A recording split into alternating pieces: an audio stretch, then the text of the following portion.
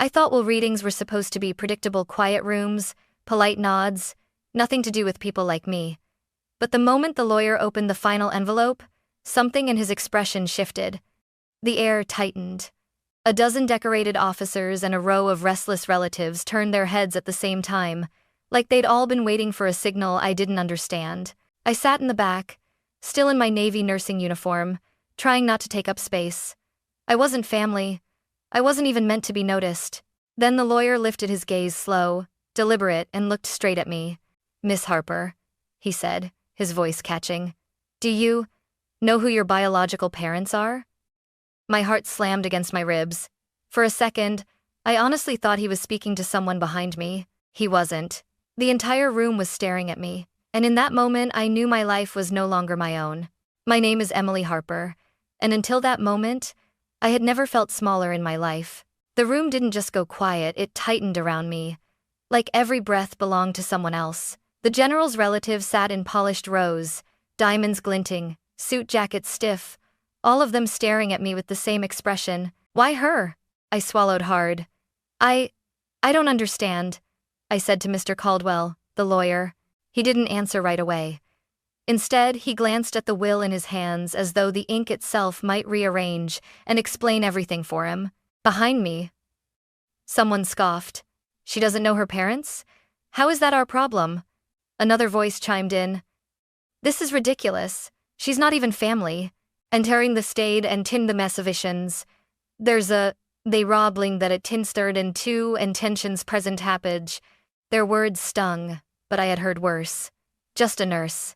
Just the help. Just the girl without a real family. It shouldn't have hurt any more. But it did. Mr. Caldwell cleared his throat. "Miss Harper." The general included language in his will that strongly suggests you might have a personal connection to him. My pulse thudded in my ears. "What kind of connection?" I whispered.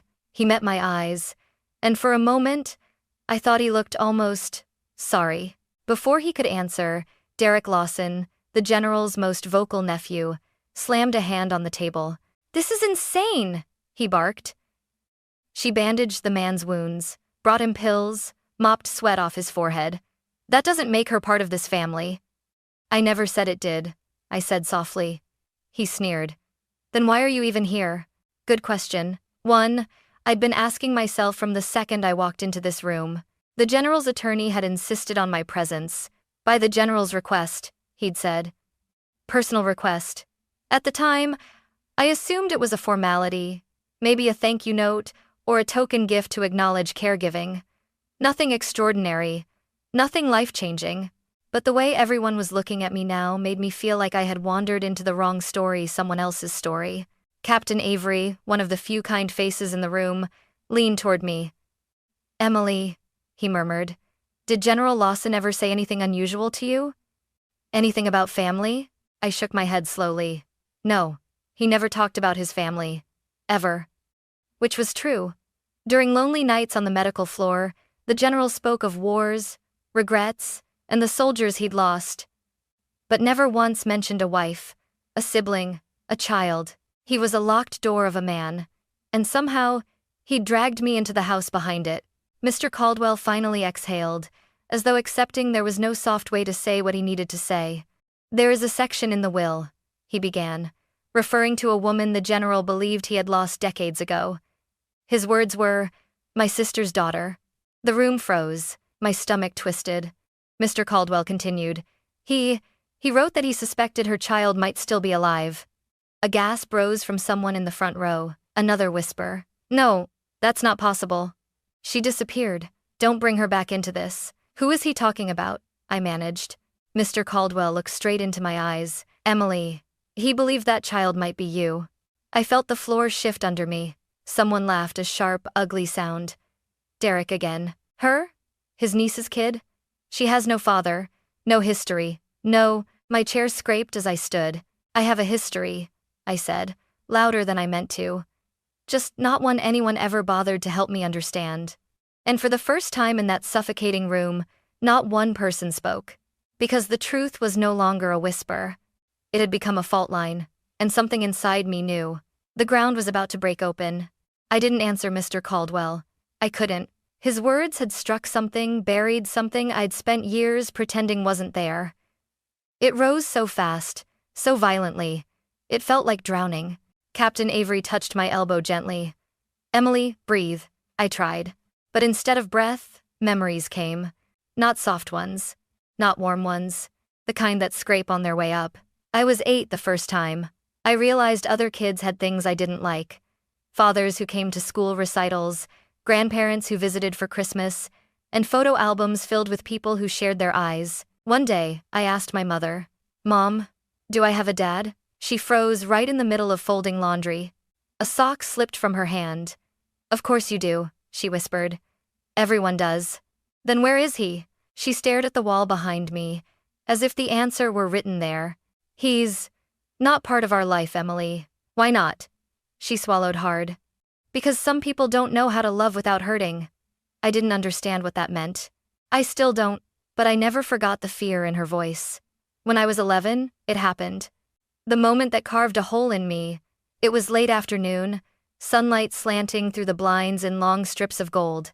I was digging through Mom's closet looking for the box of old holiday lights, when I stumbled on a shoebox I'd never seen before. Inside, a yellowed hospital bracelet, a birth certificate with half the fields blank. A photograph of a woman who looked hauntingly like me but no one I recognized. And a ripped envelope with no stamp, no name. Just 3 shaky words, "Don't tell her." I remember whispering, "Mom? Who is this?" The moment she saw what I was holding, something inside her shattered. She rushed across the room, snatched the shoebox from my hands, slammed the lid shut, and hugged it to her chest like it was dangerous. "Where did you get that?" she breathed. "In your closet," I said, terrified. "Mom, why?" "Emily." Her voice cracked. "This isn't for you. But it's about me, isn't it?" She closed her eyes. "Some things," she whispered, "hurt too much to pass on." Then she did something she had never done before. She cried, quiet, shaking sobs that ripped through her. I reached for her hand. "Tell me," I begged. "Please." But she shook her head.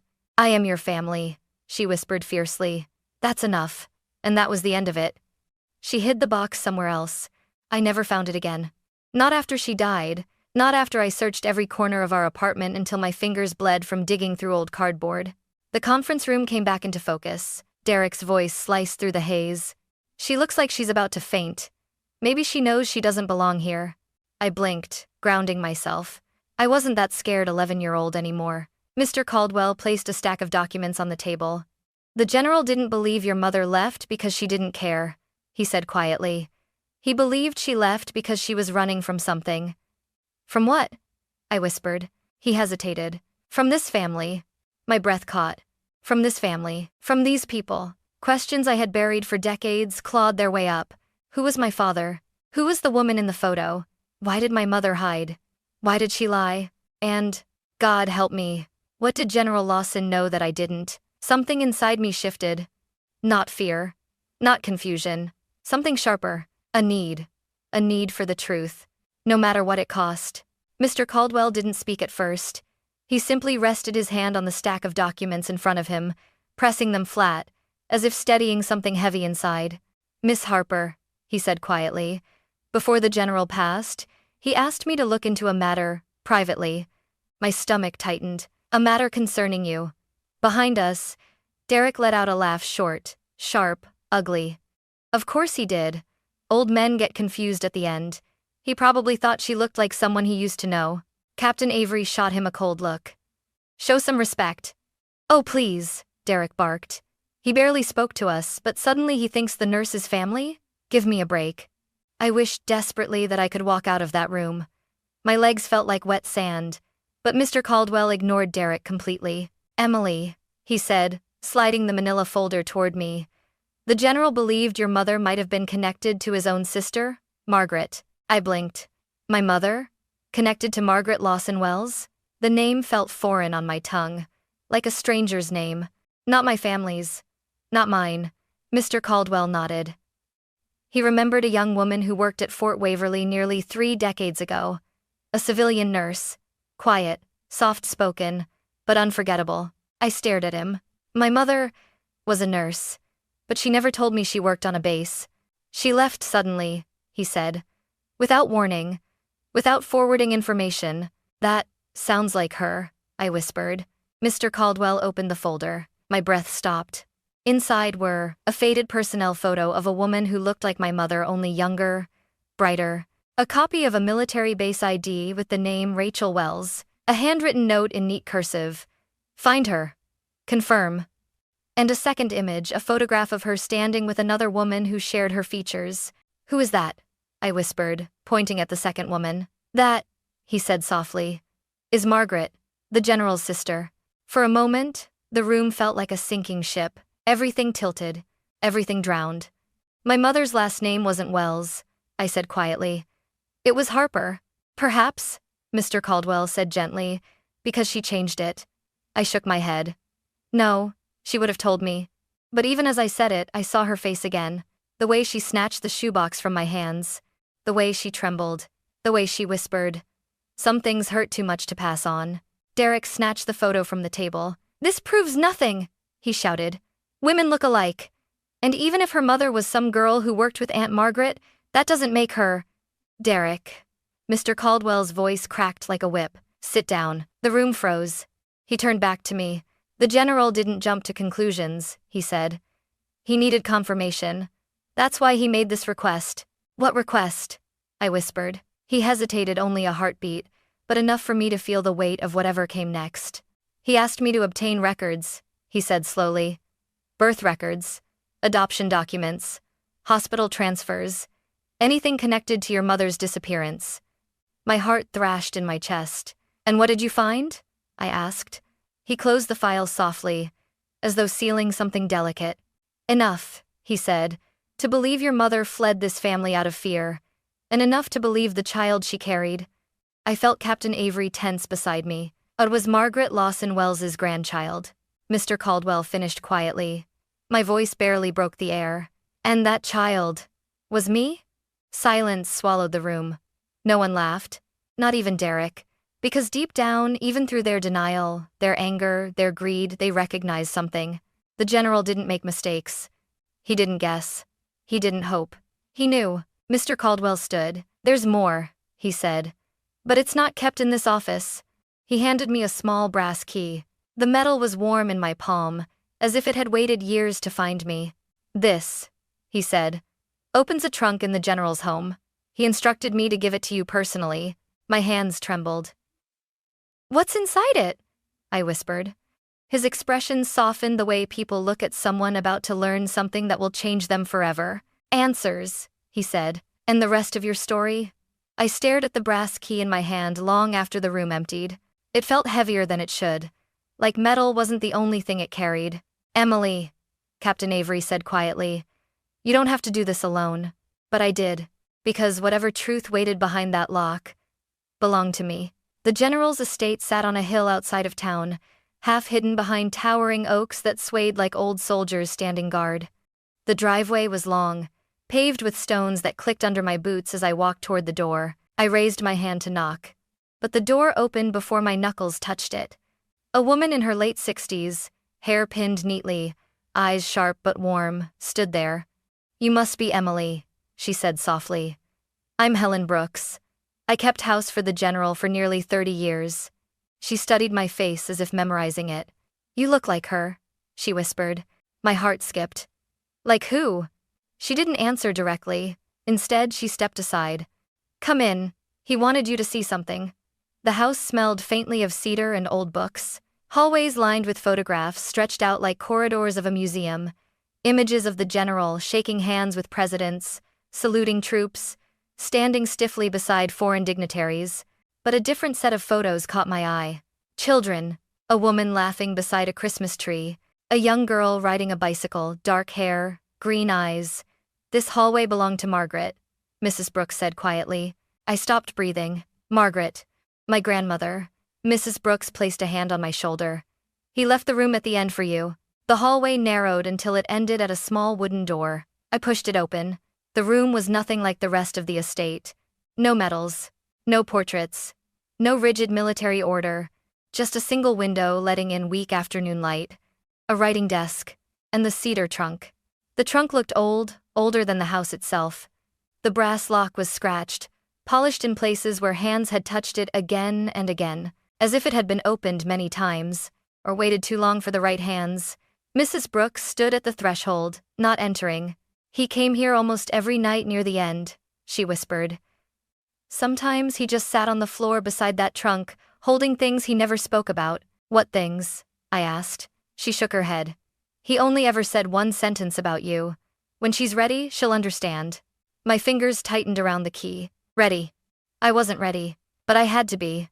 I knelt in front of the trunk, the wood sighing under my touch. The key slid into the lock with a soft scrape, and for a moment, I hesitated. Then I turned it. Click. The lid lifted. A breath of cedar and thyme washed over me. Inside were bundles of letters tied with worn ribbon, a thick binder labeled Lawson, Wells lineage, a velvet pouch, dozens of photographs wrapped in tissue paper, a small journal with a cracked spine. My hand shook as I lifted the top photograph. A girl, maybe 17, smiling shyly at the camera. My throat closed. I had seen that face before. In the shoebox, in my dreams, in my mirror. It was my mother. Younger, brighter, free. A second photograph slipped out from beneath it. My mother again, but this time standing beside another woman. She had the same eyes, the same shape of jaw, the same softness. "Margaret," I whispered. Mrs. Brooks nodded. "Your grandmother loved your mother more than anything in the world," she said. "But life was cruel to them." I swallowed hard. "What happened to them?" She looked at the trunk. "The answers are all there, Emily." Her voice trembled just slightly. "But some truths don't just reveal your past. They change your future." A chill ran through me, because deep down, I knew. She wasn't talking about my mother. She was talking about me, and this trunk wasn't just a box of memories. It was the doorway to a family war I'd never known I was born into. The letters looked fragile, like they'd crumble if I breathed too hard. Their ribbons were frayed, the paper thin and yellowed around the edges, the kind of old that held heartbreak the way wood held age. My hands trembled as I untied the first bundle. A letter slid free. The handwriting was elegant, precise. Not my mother's. Older, softer. Margaret. My grandmother. I swallowed and began reading. "Raymond, I don't know what else to do. He came again. He said Elizabeth belongs with our side of the family, as if she were property, as if love were inheritance." My breath caught. Elizabeth. My mother's first name. I read on, my pulse thudding. "He threatened to take the child if Rachel won't agree to be part of the family again. She cried in my arms tonight. I've never seen her so frightened." Frightened? My mother? The woman who scraped together our life with sheer will, who faced overdue bills and double shifts, without blinking, had been frightened? I pressed a hand to my chest. Mrs. Brooks lowered herself into the chair by the door but said nothing. She let me read. Another letter.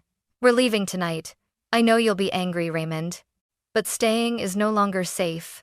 I refuse to let him lay claim to Elizabeth. Or the child she carries." My heart dropped. The child she carries. Me. My fingers shook violently. I had to force myself to keep reading. "Please don't look for us. I'm changing our names. It's the only way to keep them safe. I pray you understand someday." I clamped a hand over my mouth to keep the sob inside. So the rumors were true. My mother didn't leave because she was ashamed, or reckless, or unstable. She left because someone tried to take her baby. Someone from this family. Someone who thought a child was a trophy, a bloodline, a piece of legacy to fight over. My stomach twisted. "Mrs. Brooks? Who is she running from?" Mrs. Brooks hesitated, eyes softening. "Derek's father," she said quietly. "The general's brother. He believed lineage was destiny, that every child born into the Lawson bloodline belonged to the family, not the mother." It felt like ice dropped into my veins. "That man," I whispered, "wanted to take me." She nodded. "Your mother knew he wouldn't stop. So Margaret helped her disappear." I covered my face, crying silently into my palms. All those years I thought Mom kept me at a distance, that she didn't trust me enough, or didn't want me to know where I came from. But it wasn't that. She wasn't hiding because she didn't love me. She was hiding because she loved me too much. My tears blurred the next envelope, smaller and sealed with a trembling script. "For Rachel, if she ever needs strength." I opened it. Inside was a single page written by Margaret. My sweet girl, if you ever feel alone, remember this. You were not abandoned. You were protected. My throat felt raw. I reached into the trunk again and found a velvet pouch. Inside was a gold necklace with a tiny pendant, a leaf. I turned it over. A single word was engraved. Harper Wells. My breath left me in a rush. Not Harper. Not Wells. Both? Both parts of me. Both sides of the women who sacrificed everything so I could live a life without chains. Mrs. Brooks's voice shook. He carried that necklace for years. He asked me once, "Do you think she'll come back for her name?" My chest caved. "He never meant to expose you," she whispered. "He only wanted to understand what happened to his sister, and to know if you were safe." I clutched the pendant to my heart, sobbing freely now, not because of pain, but because for the first time in my life, I understood the echo I'd felt my entire childhood. The hollow space inside me wasn't emptiness. It was a missing story. And now, piece by piece, I was finally holding it. But the letters weren't done. At the bottom of the trunk lay one more envelope. Sealed. Unopened. Addressed in the General's unmistakable handwriting. For Emily. When she is ready. A chill raced down my spine. "What's in that one?" I whispered. Mrs. Brooks looked at the envelope with a mixture of fear and tenderness. "That," she said, "is the part he could never say aloud." I lifted the envelope. It was heavier than the rest. Heavier, because it didn't just hold the past. It held the truth he died with. And I knew, once I opened it, nothing in my life would ever be the same. I hadn't even caught my breath from the trunk revelations when Mr. Caldwell called. "Emily," he said, voice tense, "you need to return to the office. Now." Something in his tone made my stomach twist. When I arrived, the hallway outside the conference room reverberated with shouting. Angry, vicious shouting. I stepped inside and the chaos snapped into focus. Derek stood at the far end, red-faced and spitting rage. Two of his cousins flanked him like guard dogs, pacing, snarling, feeding off each other's fury. The moment they saw me, the outburst sharpened like a blade. "There she is. The liar. She's trying to steal the estate. Dragging her sob story in here like we'll fall for it." I froze. Mr. Caldwell stepped in front of me protectively. "This behavior will stop," he said sharply. But Derek thrust a finger toward me. "You don't get to tell us to stop. She's a stranger. A nurse. She has no place in this family." "That's enough," Mr. Caldwell snapped. "No," Derek barked. "It's not. She wants money. She wants the house. She wants the Lawson name. But she's nothing. Nothing. Inimustenspeter. Inimustenstablis." Something snapped inside me then. Not in anger, but in clarity. Because after everything I'd seen in that trunk, after every letter, every photo, every whispered truth, he wasn't yelling at a nurse. He was yelling at a ghost his family had tried and failed to erase. I stepped forward. "I'm not here for your money," I said quietly. The room stilled. My voice was softer than Derek's fury, but it cut deeper. "I'm here because your uncle asked me to be." Derek laughed loud, cruel. "You expect us to believe that? You expect us to think he cared about you? You..." His lip curled. "You're not blood. Blood." That word struck something primal in me. I reached into my bag, pulled out the binder from the trunk, and slammed it onto the table. The sound cracked through the room like a gunshot. "This," I said, "is what your uncle left behind. Letters, records, documents your family hid from each other for decades." Derek rolled his eyes. "So what? Anyone can scribble fake letters." I opened the first one. "The handwriting," I said coldly, "matches Margaret Lawson Wells. Verified, dated, filed." I read aloud. "He said he would take Elizabeth's child if she didn't comply. I won't allow it. We're leaving tonight." Into 8. Silence. The kind that drops like a guillotine. I met Derek's eyes. "Your father threatened my grandmother. And my mother. He tried to control them. Tried to claim me before I was even born." "That's a lie," he started. I cut him off. "Is it? Because here's another," I said, flipping to the next letter. "We are changing our names. It's the only way to protect the baby. I'm no insisted in his pel for speak." Gasps rippled through the room. "Protect the baby," I repeated. That baby was me. A woman Derek's aunt covered her mouth, tears gathering. "No," she whispered. "No, Margaret never." "She never said." "She didn't say," I shot back. Because she was running for her life. I lifted the next item from the binder. The necklace. The gold leaf pendant glowed under the fluorescence. This, I said, my voice breaking, is my mother's birthright, and mine, Harper Wells. The name she couldn't give me because your branch of the family wouldn't let her raise me in peace. Derek's face contorted. You're twisting everything. I dropped the final document on the table. The DNA test. The one with the Lawson crest printed across the top. The one with my name beside match. Mr. Caldwell spoke before Derek could. This test was ordered by General Lawson months before his death. Chain of custody verified.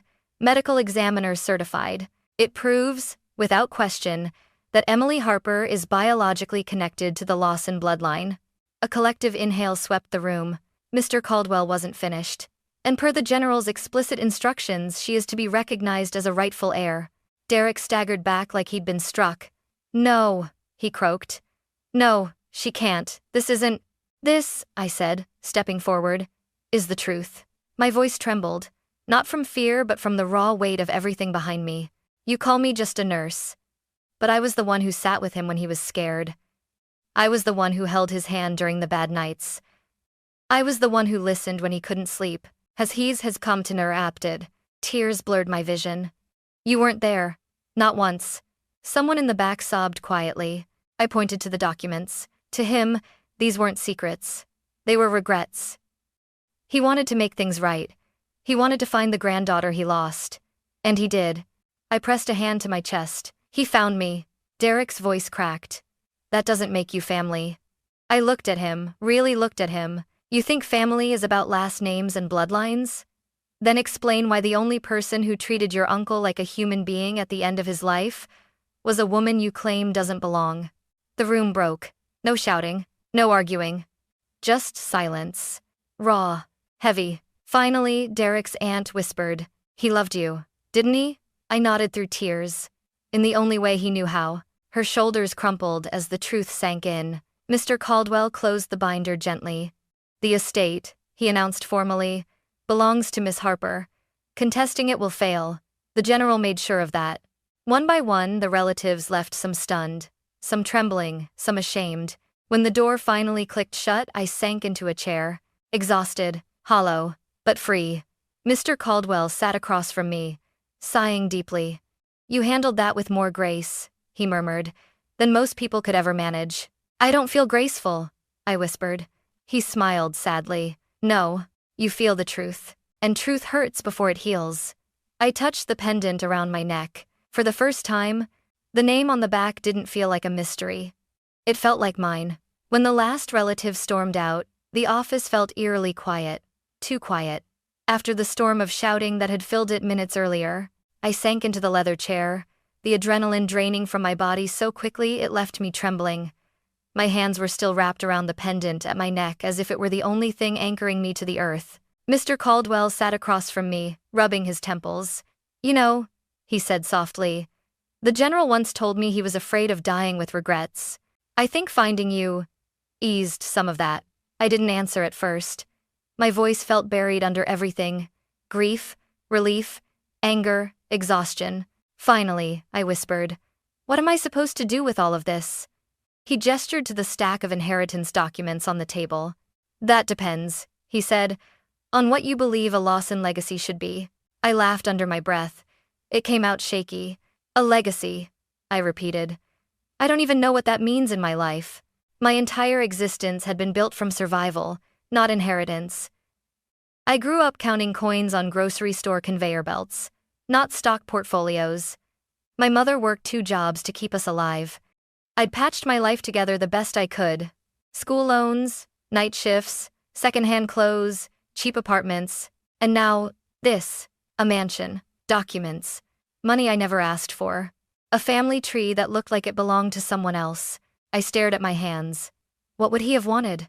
I asked quietly. Mr. Caldwell gave a tired smile. He once told me he wished he'd done more with his life than build a name. He said names don't heal people. Actions do. The words hit something deep. Actions.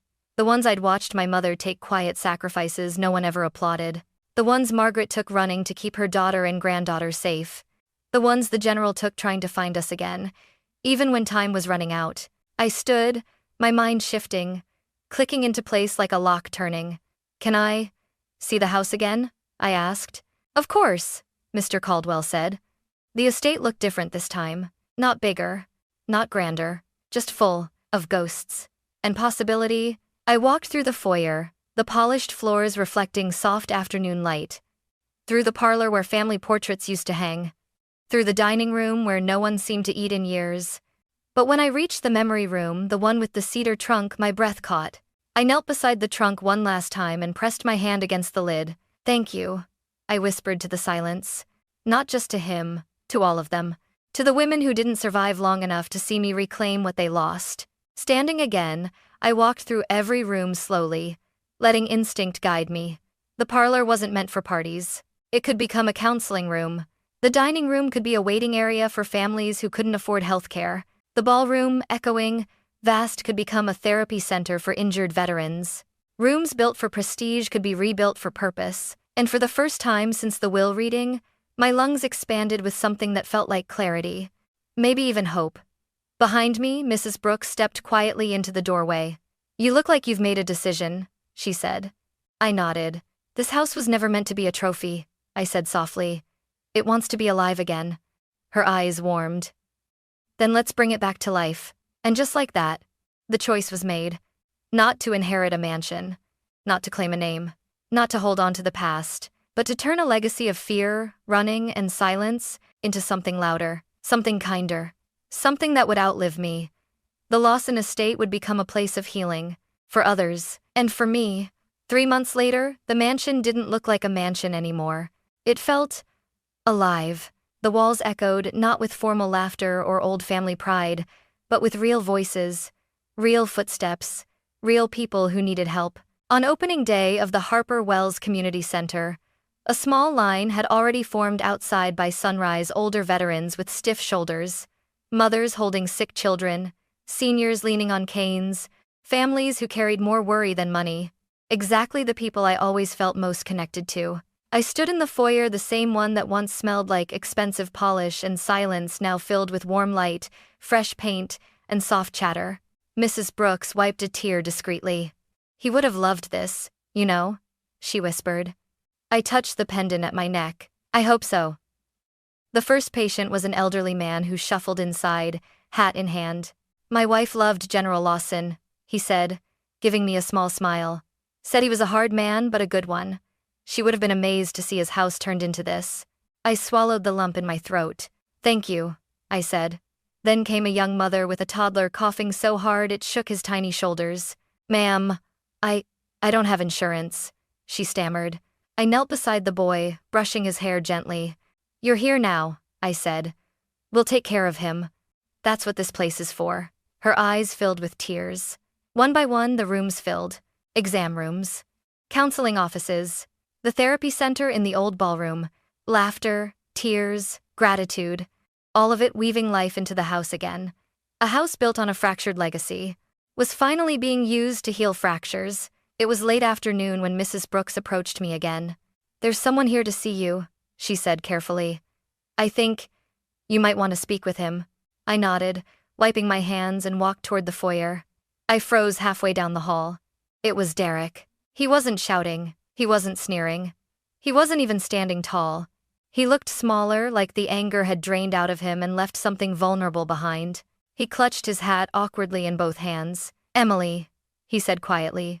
For the first time, I waited. He cleared his throat. "I know I was cruel. I grew up hearing a very different story about your grandmother, about your mother." He looked around the center, his voice cracking. "And maybe that's why I never questioned it. Because it was easier to believe the version that made us look good." I didn't speak. Truth didn't need pushing. It needed space. He swallowed. "My father, he wasn't a good man. And I think part of me knew that even as a kid. But admitting it felt like betrayal. So I held on to the lie instead." He looked up, eyes glassy. "I'm sorry," he whispered. "For everything. You didn't deserve any of it." I studied him.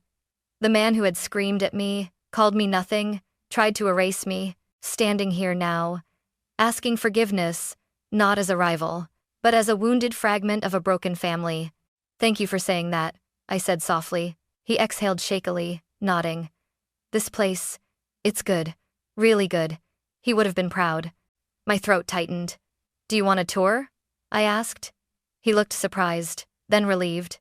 Yeah, he murmured. I'd like that. We walked together slowly through the halls. He paused often, taking everything in, as if realizing the house still held the best parts of the family he'd lost, and maybe, in some small way, the best parts of him too. When evening fell, the last patient left, and the house grew quiet again. I stepped into the garden behind the mansion, the same garden the general used to sit in on peaceful days. A breeze rustled the leaves. I closed my eyes. I hope I did right by you, I whispered into the soft dusk. I hope Mom and Margaret see this too. The wind brushed against my cheek, warm and gentle, like a hand I would never get to hold.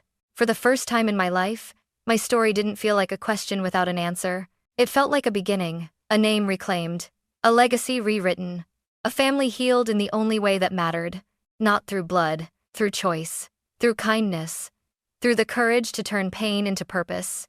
I touched the pendant again, Harper Wells, and walked back toward the house glowing softly in the evening light. For the first time, I was home,